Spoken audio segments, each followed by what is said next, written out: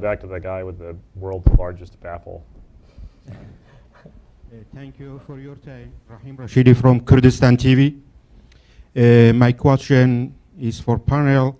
For sure, do you think is Iraq divided between Kurds, Shia and Sunni? And what is Maliki's responsibility for this situation in Iraq? Thank you. Who was that to? The panel. Anyone else? Maliki's role in. Maliki bears the most responsibility because he's the prime minister. But as I keep saying, I think all the major political figures have been unhelpful. The one example I like to give is I think we had a moment last spring where we saw Maliki and Mutlaq together bring forward a major de-Baathification bill.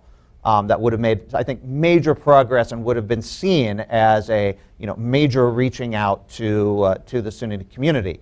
The Shia parties, to Maliki's right, objected to that policy on policy grounds. They just had no interest in ending de-Baathification.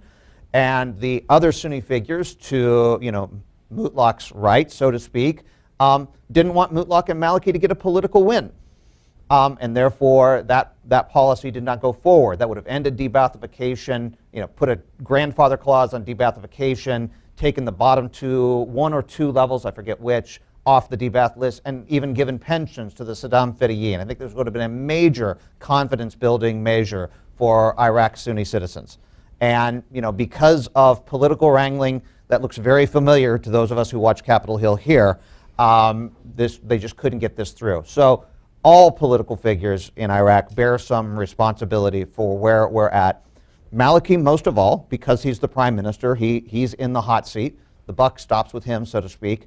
But everyone, as I keep saying, needs to take steps back, move to the center, and try to get us somewhere where we can work through this. And I do think we run the risk of dangerously oversimplifying it by laying all blame on one individual. It's an incredibly complex situation. So to Doug's point, it needs to look at a much broader scope as it restructures. And I think gathering from this conversation, there's a natural, division, and it's a long-range goal to manage expectations within your own community about what victory looks like for them.